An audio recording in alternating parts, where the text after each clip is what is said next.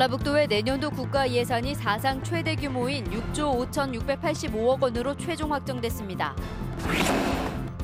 우병우 전 민정수석이 국정원의 김승환 교육감 등 진보 교육감을 사찰하라고 요구한 정황이 드러나자 김 교육감이 자신에 대한 검찰 수사 역시 표적 수사라고 주장했습니다.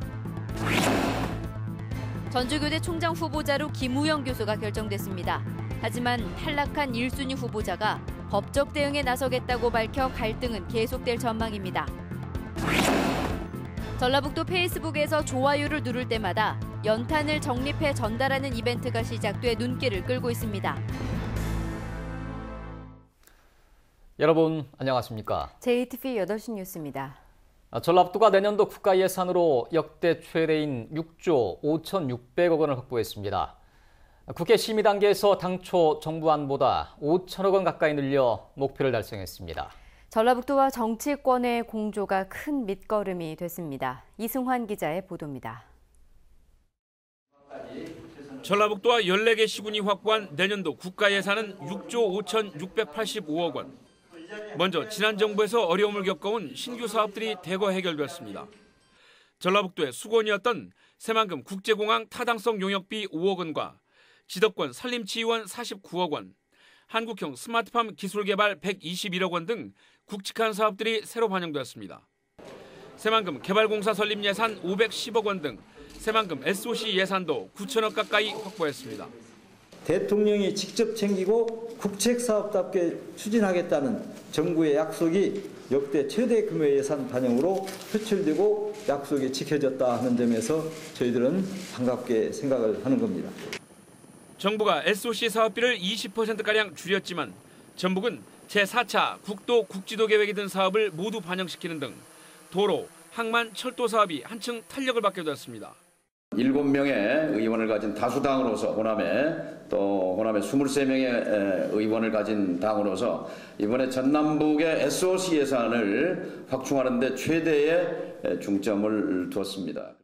정부가 끝까지 물러서지 않았던 전주 역사 전면 개선 사업을 전액 국비로 이끌어내고 근거 법률도 개정되기 전인 연기금 대학원 설립 용역비 2억 원을 반영시킨 것도 큰 성과로 꼽힙니다. 이 같은 결과는 예결위 조정 소위에 안호영, 정운천 의원이 참가한 데 이어 도내 의원들은 물론 전북 출신인 정세균 국회의장과 백재현 국회 예결위원장까지 지원에 나선 게 밑거름이 됐습니다. 이런 예산안 확보에는 전라북도와 행정과 정치권 모두의 시적절한 전략 수립과 소통도 한몫을 했다는 말씀을 드립니다. 전라북도는 전라도 새천년 공원 등 일부 반영되지 않은 사업들도 앞으로 국가 사업이 될 수 있도록 지속적으로 추진해 나가겠다고 밝혔습니다. JTB 뉴스 이승환입니다. 우병우 전 청와대 민정수석이 정권의 비판적인 진보 교육감들을 불법 사찰하라고 국정원에 요구한 정황이 드러났습니다. 이와 관련해 김승환 교육감은 자신에 대한 공권력의 표적 수사가 정권 차원의 공작일 가능성이 높다고 밝혔습니다. 송창용 기자가 보도합니다. 김승환 교육감은 지난 4월 국정원 직원의 교육기관 출입을 금지하도록 지시했습니다. 오늘 이 시각부터 국정원 직원들의 전북교육청 출입을 금지합니다. 그 이유는 국정원 전북지부가 잘 알고 있을 겁니다. 당시 김 교육감은 승진 인사 과정에서 직권을 남용하고 근무 성적 평정에 부당하게 개입했다는 혐의로 조사를 받던 중이었습니다. 감사원 감사와 고발, 갑작스런 압수수색, 검찰 기소까지 일사천리로 진행된 표적 수사에 국정원이 깊숙이 개입했다고 판단한 것입니다. 김 교육감은 누리과정 예산 편성을 놓고 박근혜 정부와 대척점에 서 있었고 끝까지 예산 편성을 거부했습니다. 실제로 우병우 전 청와대 민정수석이 국정원에 진보 교육감들을 불법 사찰하도록 요구한 정황이 드러나면서 김 교육감 주장에 힘이 실리는 대목입니다. 총리가 압박을 하고 감사원이 압박을 하고 아무리 압박을 해도 이게 말이 안 먹히니까 그래서 아마 정권이 동원할 수 있는 권력을 다 동원했던 것 같아요. 김 교육감은 당시 국정원 공작에 대한 구체적이고 신뢰할 만한 제보가 있었다며 검찰이 국정원 적폐 수사의 참고인으로 부를 경우 출석해 성실하게 진술하겠다고 말했습니다. JTB 뉴스 송창용입니다. 전주교대 전체 구성원 투표 결과 총장 후보자로 김우영 교수가 결정됐습니다. 교육부는 구성원 의견을 반영해서 조만간 총장을 임명할 예정인데요. 탈락한 1순위 후보자가 법적 대응을 예고하고 있어 또 다른 갈등이 예상됩니다. 조창현 기자의 보도입니다. 전주교대 교수와 직원, 학생들은 총장 적격 후보자 수용 여부를 결정하는 투표를 진행했습니다. 개표 결과 간선제를 통해 2순위자로 뽑혔던 김우영 교수가 총장 적격 후보로 결정됐습니다. 46%의 득표율을 기록한 김우영 교수는 교수와 직원들의 투표에서 1순위 후보자를 앞선 것으로 집계됐습니다. 전주교대는 최다 득표자인 김우영 교수를 총장 후보로 확정하고 교육부에 통보했습니다. 전주교대는 지난 2014년 12월 간선제 방식으로 1순위 이용주 교수, 2순위 김우영 교수를 총장 임용 후보자로 선출했습니다. 하지만 박근혜 정부가 사유를 밝히지 않은 채 총장 임용을 하지 않아 33개월째 공석 사태가 이어져 왔습니다.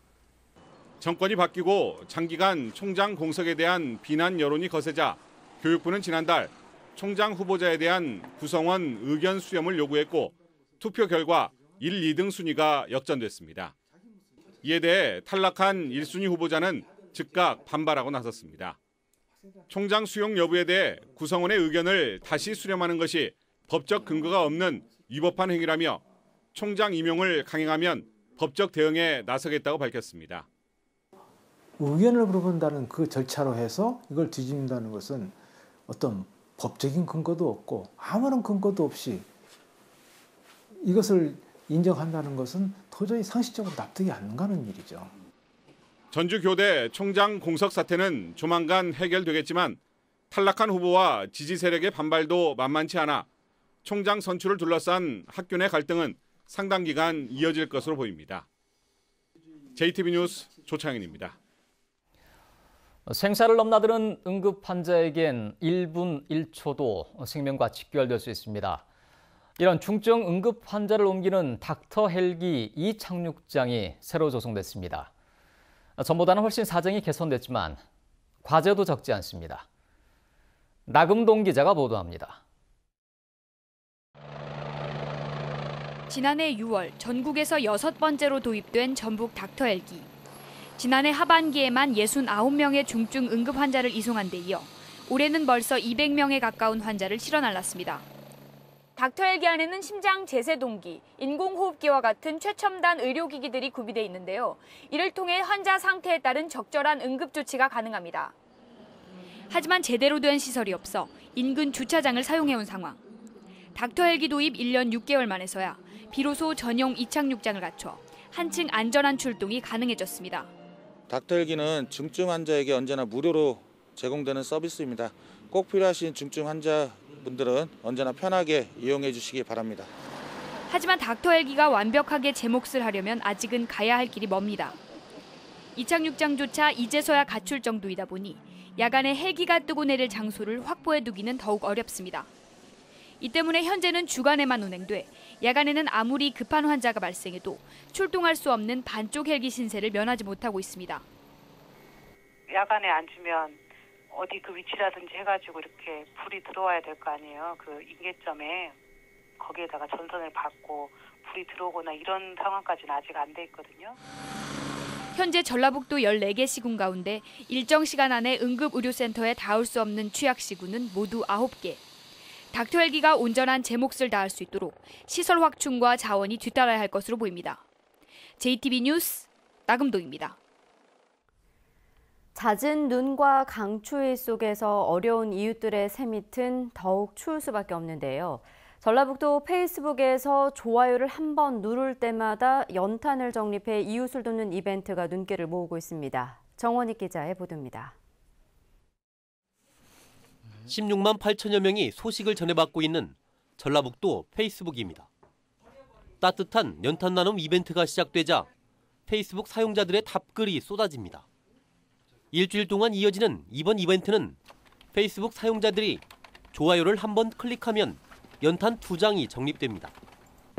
3,300명이 참여해 연탄이 6,600장까지 적립되면 이벤트가 끝납니다. 적립된 연탄은 자원봉사자들을 통해 어려운 이웃에 전달됩니다. 올해 나도 기부를 했구나. 나도 상황이 좋진 않지만 나도 기부를 할 수 있었구나. 내가 2장을 들고 와서 누구에게 기부를 하겠어요. 전라북도 페이스북 팬들 가운데 10대와 20대는 모두 60%가량. 자신의 이름으로 연탄이 적립되는 만큼 젊은 세대가 쉽고 부담 없이 나눔 문화를 경험할 수 있는 기회가 될 것으로 기대됩니다. 특히 이제 페이스북을 하는 분들이 젊은 층들이 많으니까 그분들이 이제 좀 나눔 문화라든지 이런 데 좀 공감할 수 있도록 하기 위해서 지난해 처음 시작된 연탄 나눔 이벤트는 큰 관심 속에 사흘 만에 끝났습니다. SNS 홍보로 이름을 날리고 있는 전라북도 페이스북에 다시 한번 뜨거운 관심이 쏟아지고 있습니다. JTB 뉴스 정원익입니다.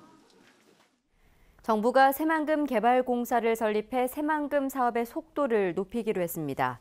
오늘 이낙연 국무총리 주재로 열린 제19차 새만금위원회에서 정부는 내년에 새만금 개발공사를 설립해 부지 매립과 신재생 에너지 사업 등 부대 사업을 주도하겠다고 밝혔습니다.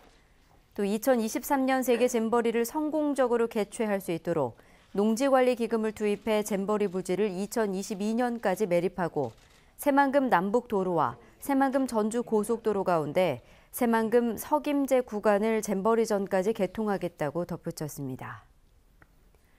국민권익위원회 청렴도 평가에서 전라북도가 7.71점을 기록해 5개 등급 가운데 지난해와 같은 3등급을 받았습니다.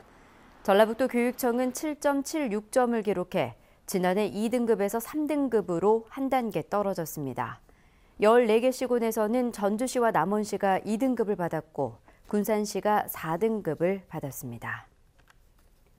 전북대와 안동대, 성균관대 등 3개 대학이 오늘 협약을 맺고 산학협력과 인력 양성을 위해 서로 돕기로 했습니다. 이들 대학은 앞으로 2년 동안 농생명과 전통문화 등의 분야에서 현장 실습처 공동 발굴, 창업 경진대회 진행 등 다양한 협력 사업을 펼칠 예정입니다. 오늘 협약식 뒤에는 이번 협력 사업의 과제를 이끌어내기 위한 전문가들의 포럼도 진행됐습니다. 전라북도와 전북 상인연합회가 전통시장 활성화에 앞장선 사람들에게 상장과 감사패를 전달했습니다. 전주 모래내시장 이완열 상인회장 등 22명이 도지사와 전북 중소벤처기업청장상을, 전주 중앙상가 박종서 상인회장 등 5명은 소상공인 시장진흥공단 이사장상을 받았습니다. 또 전북도의회 이학수 산업위원장과 전북 중소벤처기업청 임태웅 씨가 상인연합회로부터 감사패를 받았습니다. 전북 상인연합회는 내일까지 워크숍을 열고 전통시장 활성화 방안을 논의합니다. 오늘 발표된 농협 인사에서 전북 출신 2명이 상무에 임명되고 전북 본부장 2명이 교체됐습니다. 현 강태호 농협 전북 본부장은 상무급인 농협 생명부사장에, 현 허충회 농협금융지주 리스크관리부장은 상무급인 농협은행 부행장에 선임됐습니다. 또 신임 농협중앙회 전북본부장에 유재도 씨, 신임 농협은행 전북본부장에 김장근 씨가 임명돼 내년 1월부터 근무하게 됩니다. 오늘 밤에는 약하게 비나 눈이 오겠고 새벽 한때 일부 지역에는 1cm 안팎의 눈이 내리겠습니다. 내일도 영하권 추위가 예상되지만 오늘보다는 기온이 조금 오르겠습니다. 아침 최저 기온은 영하 4도에서 영상 2도로 오늘보다 3, 4도가량 높겠습니다. 한낮 기온은 5도에서 10도로 오늘과 비슷하겠고 오후 한때 비가 내리겠습니다. 모레는 기온이 더 떨어져 춥겠고 주말과 휴일까지 당분간 눈 소식이 잦겠습니다.